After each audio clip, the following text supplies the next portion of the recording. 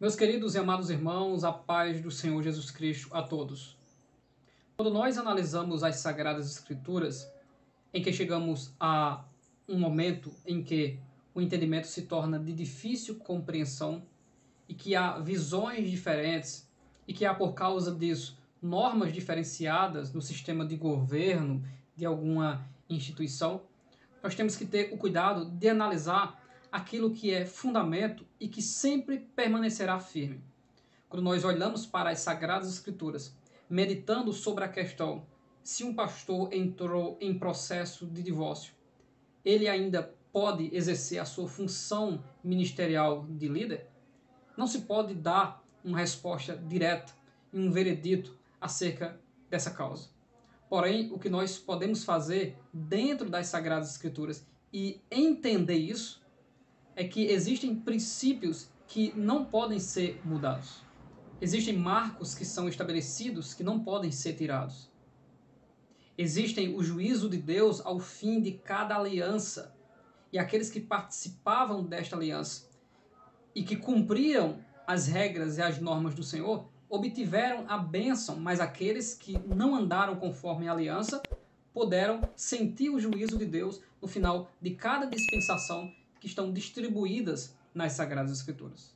Quando nós falamos sobre responsabilidade sacerdotal, quando nós falamos na responsabilidade de um chamado ministerial, nós podemos ver a ação de Deus em substituir não apenas uma pessoa, mas uma nação inteira, como foi a nação de Israel, onde este seria a testemunha de Jeová para todas as nações, e falhou.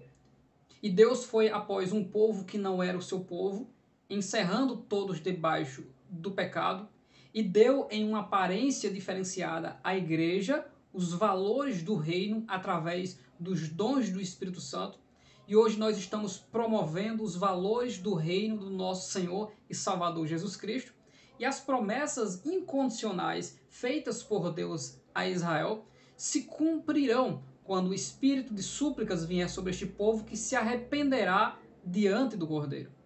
Quando nós analisamos os princípios do tratamento de Deus, não só com Israel, mas com reis, sacerdotes, com os levitas, com o chefe dos exércitos do povo de Israel, com as próprias tribos de Israel, nós vemos um Deus que requer prontidão, requer fidelidade, fé. E quando ele recebia o contrário destas pessoas, o próprio Deus levantava uma outra pessoa para exercer com maestria essa função. Sabemos que o divórcio é uma tragédia, mas a questão não é apenas o divórcio em si e a morte ocasionada por causa deste divórcio, mas sim o que vem antes em relação a tal pessoa que é um líder. O líder cristão, segundo Malaquias 2,7, ele é o anjo do Senhor, porque sobre ele, em seus lábios, está a lei do Senhor. Ele é chamado nesse texto de o anjo do Senhor, não por haver algo sobrenatural nele, mas o anjo do Senhor por ser um mensageiro do Senhor. Então, todos aqueles que ministram a palavra de Deus, que pregam, que ensinam e que apacentam o povo de Deus, eles devem reger o povo de Deus, não por força, não por domínio próprio, não com uma ditadura da sua vontade, mas segundo a palavra de Deus.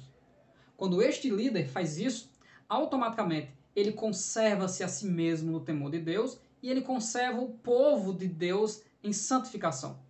Essa era a orientação para o rei de Israel.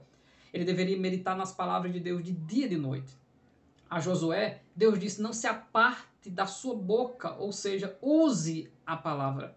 Em Deuteronômio capítulo 6, a expressão inculcar na mente das crianças, ou seja, andando, levantando-te nos umbrais da tua porta, na testeira dos teus olhos, na palma das tuas mãos, a palavra presente constantemente na vida do líder da casa e, consequentemente, quando falamos de líder da casa, falamos de líder da igreja, pois a nossa casa é a nossa primeira igreja.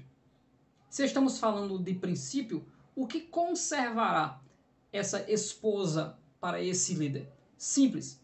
Em Efésios capítulo 5, Paulo mostra a responsabilidade deste homem com a sua esposa, comparando-a com a responsabilidade de Cristo com a sua igreja. Ele diz que o marido deve lavar a sua esposa com a lavagem da água pela palavra, assim como Cristo lavou e lava a igreja com a lavagem da água pela palavra. O servo de Deus, que é líder, que é pastor, a sua mente é saturada, habita nele abundantemente a palavra de Cristo.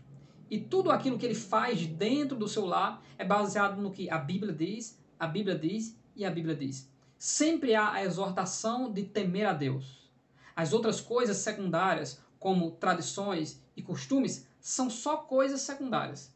Que quando muitas vezes nos apoiamos apenas a isso, é preciso invalidar o mandamento de Deus por causa de tradição. Mas o verdadeiro líder, o verdadeiro presbítero, o verdadeiro pastor, o verdadeiro evangelista, ele tem a palavra de Deus acima de todas as coisas. Talvez você achou que esse vídeo seria apenas uma opinião pessoal, mas ele não é. Esse vídeo é uma análise das Sagradas Escrituras para que você que me assiste tenha a sua própria conclusão. Um pastor que se divorciou por algum motivo, não sei, ele pode continuar exercendo o seu ministério de líder, de pregador e de influenciador? É perceptível no meio dos cristãos que há uma aceitação de pessoas que já estão no segundo ou até terceiro casamento, que eles continuem sendo líderes. Quando uma denominação não aceita de maneira alguma que essa pessoa continue exercendo o seu ministério, uma grande parte, essas pessoas saem dessas denominações e abrem a sua própria igreja, não sendo ele dono de igreja alguma, porque o ministro ele é despenseiro das coisas espirituais. Então essas pessoas agora abrem a sua denominação quando se tem uma grande influência já, em especial na mídia, a sua igreja continua de vento em polpa, entre aspas, mas nós temos que analisar o entendimento de Deus e das Sagradas Escrituras. Quando Deus cria o homem, ele dá a Adão a incumbência de administrar e lavrar a terra para que o jardim do Éden continue produzindo. E também lhe dá a lei da árvore, a lei da palavra. Então Adão é o sacerdócio de Eva, é o sacerdócio da sua casa para administrar a sua casa na lei da árvore que não pode comer daquela árvore.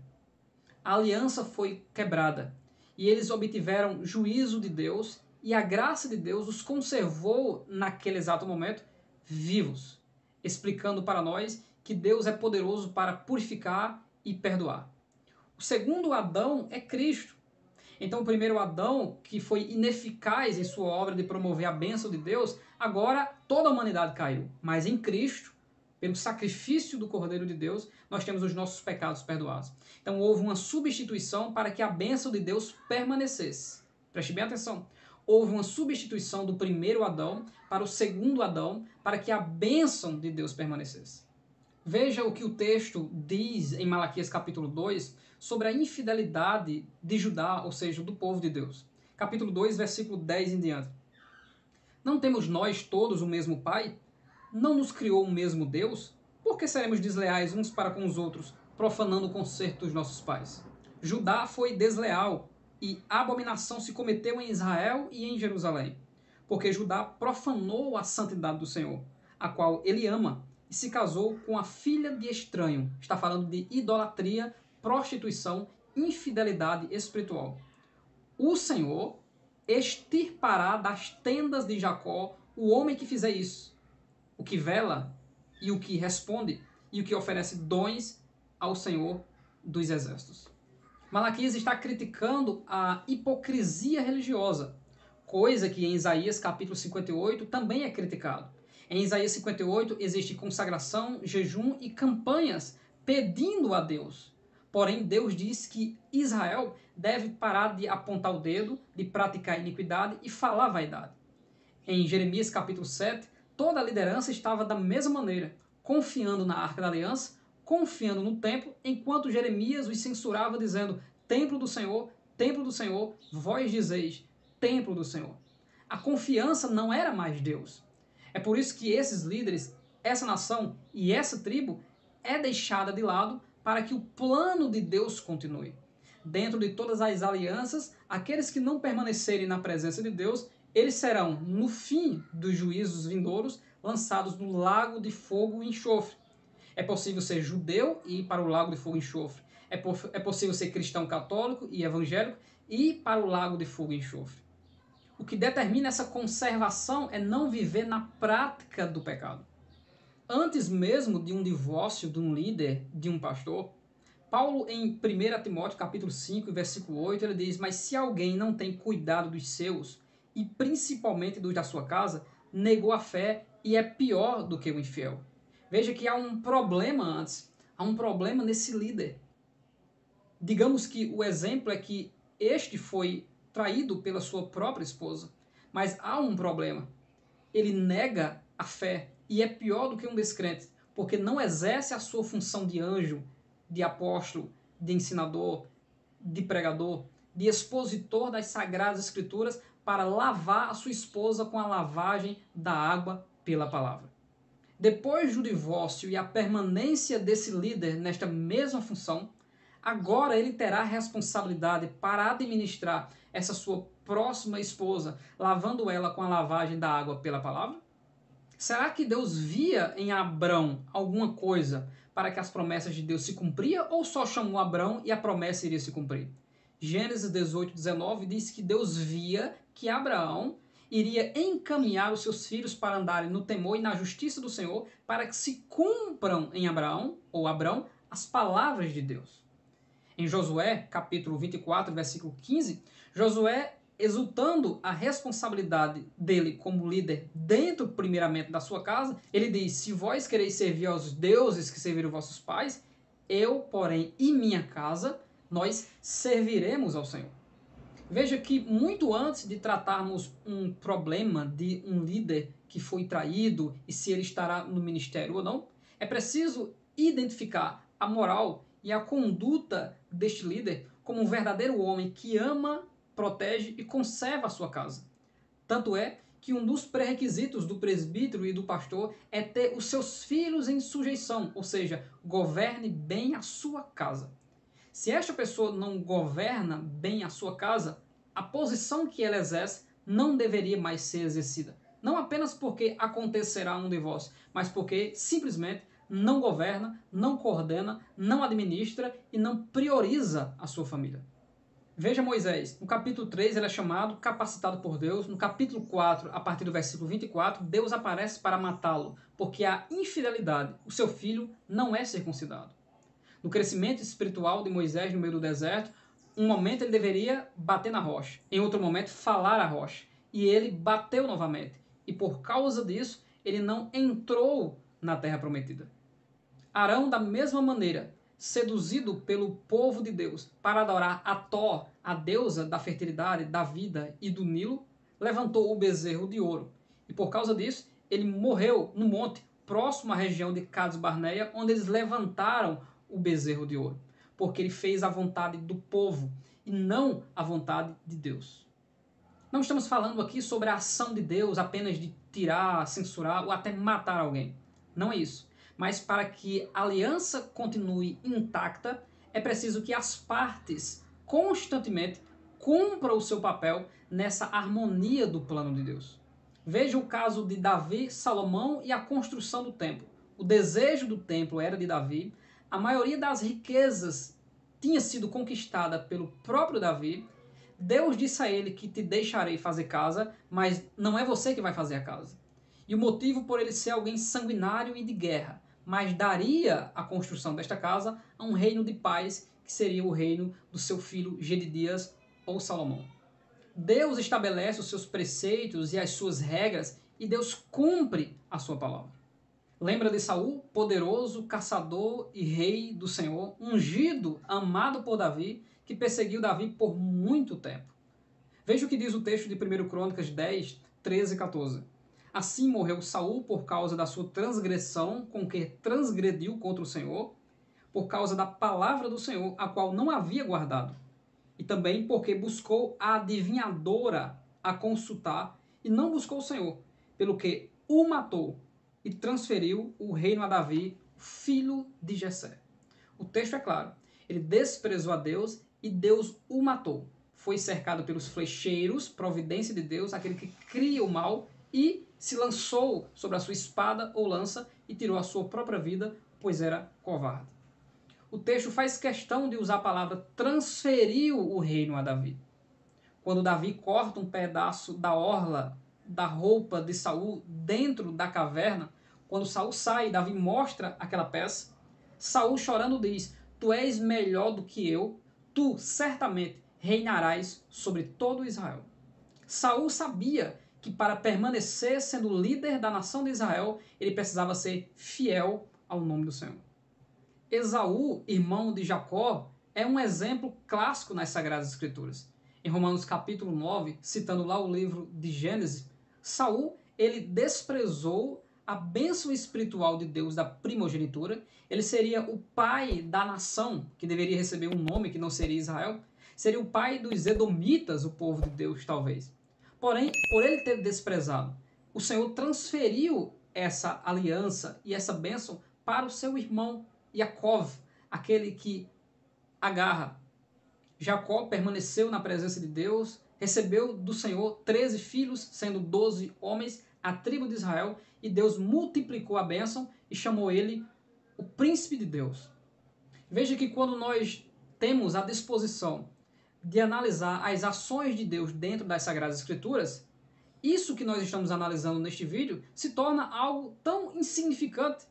E nós já sabemos a resposta através das Sagradas Escrituras. Qual é a vontade de Deus? Como a bênção de Deus estará sobre tal pessoa? Antes de citarmos mais 3 exemplos, nós queremos convidar você a ser inscrito no canal Bíblia de Fato. Se possível, compartilhe este vídeo. Envie este vídeo para líderes, para professores, para pregadores, para pastores, para que juntos nós possamos meditar nos princípios das Sagradas Escrituras. E com certeza, aquelas outras coisas secundárias serão bem mais fáceis de resolver. Existe uma passagem clássica que é Eli, aquele que cuidou de Samuel, que foi um homem segundo o coração de Deus, que ungiu Davi segundo o coração de Deus. Deus se revela a Samuel dizendo o que fará, uma coisa tão grande que qualquer que lhe ouvir lhe tinirão ambas as orelhas. Essa coisa grande seria o sequestro da Arca da Aliança, e também Deus iria exonerar, aniquilar o sacerdócio da casa de Eli.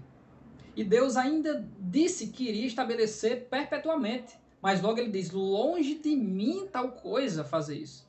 E por que Deus destituiu Eli do seu sacerdócio? Porque ele não cumpria mais a função de sacerdote. O pecado estava dentro da sua própria casa. Ele desprezou a sua família. E por incrível que pareça, isso é o que acontece com muitos líderes.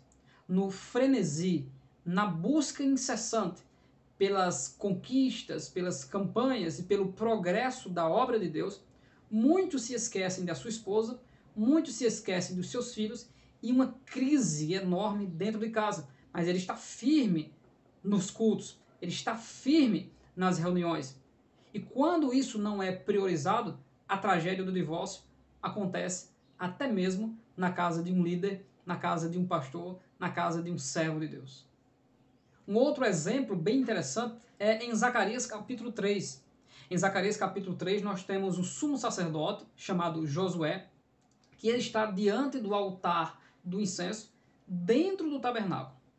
Aparece ao seu lado o próprio anjo do mal, o próprio Satanás, acusando. E por que está acusando? Porque na lei de Moisés, aquilo que era figura do que é hoje, a sujeira material na roupa do sumo sacerdote era pecado. E Josué estava sujo. Ao mesmo momento, a graça e o favor de Deus, através do anjo do Senhor que aparece, tira Josué dali para que ele não seja provavelmente morto e leva ele para fora do tabernáculo. Lá fora do tabernáculo, Josué é exortado. Zacarias capítulo 3, do versículo 4 em diante. Então, falando, ordenou aos que estavam diante dele, dizendo: tirai-lhe estas vestes sujas. E a ele lhe disse: eis que tenho feito com que passe de ti a tua iniquidade, e te vestirei com vestes novas. E disse eu: ponha-lhe uma mitra limpa sobre a sua cabeça. E puseram uma mitra limpa sobre a sua cabeça, e o vestiram de vestes, e o anjo do Senhor estava ali.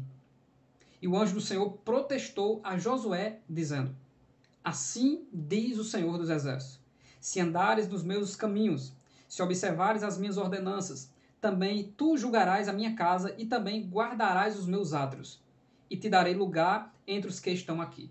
O ensinamento aqui em Zacarias capítulo 3 é simples. As vestes se sujaram, mas é preciso vestir vestes novas. Se esse líder, mesmo tendo sofrido uma traição de sua esposa, e agora ele casa novamente, mas ele não veste as vestes limpas, continua com as vestes sujas, o problema não está apenas em quem o traiu, porque faltou educação, lavagem, ensinamento, amor e prioridade, mas está neste líder que não converte a sua alma para ser fiel ao Deus Todo-Poderoso, e assim ele poderá julgar a casa de Deus quando suas vestes estiverem limpas, que não é apenas resolver uma questão de divórcio, mas ter a consciência de guardar e preservar os princípios bíblicos. E o nosso último exemplo, para nós finalizarmos este vídeo, está em Atos dos Apóstolos, capítulo de número 7, dos versículos 51 a 53, onde Estevão, neste panorama glorioso, quando levado ao sinédrio por perseguição, ele disse a toda a liderança dentro do sinédrio: homens de dura cerviz, incircuncisos de coração e ouvido, vós sempre resistis ao Espírito Santo, assim vós sois como vossos pais. A qual dos profetas não perseguiram vossos pais? Até mataram os que anteriormente anunciaram a vinda do justo, do qual vós agora fostes traidores e homicidas. Vós que recebestes a lei por ordenação dos anjos e não a guardastes.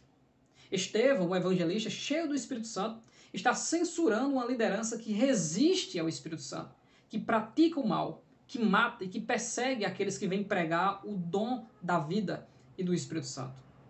As Sagradas Escrituras me satisfazem muito bem quando analisamos essas passagens e esses textos, de que o homem de Deus precisa priorizar a sua casa para que esse desastre não aconteça. Já a causa pontual em si, ela é motivo de grandes discussões, discórdias e visões diferentes, tanto teológicas quanto a governo de igreja. E o meu desejo, meu amado irmão, pastor, líder, pregador, servo de Deus, que Deus conserve não apenas o seu ministério intacto, mas que Deus conserve a sua esposa intacta, os seus filhos intactos, que você passe a entender, se não entende mais, que a prioridade para a sua vida é a sua casa. Protegendo a sua casa, tudo na sua vida está protegido. A nossa família é o bem maior de Deus. E se nós temermos ao Senhor, seremos felizes com a nossa casa. Que Deus abençoe a sua vida, que Deus abençoe o seu ministério, que Deus abençoe a sua trajetória. Levantemos a bandeira do Evangelho, a bandeira da Palavra de Deus, e o nome do Senhor seja glorificado. Deus abençoe a sua vida em nome de Jesus.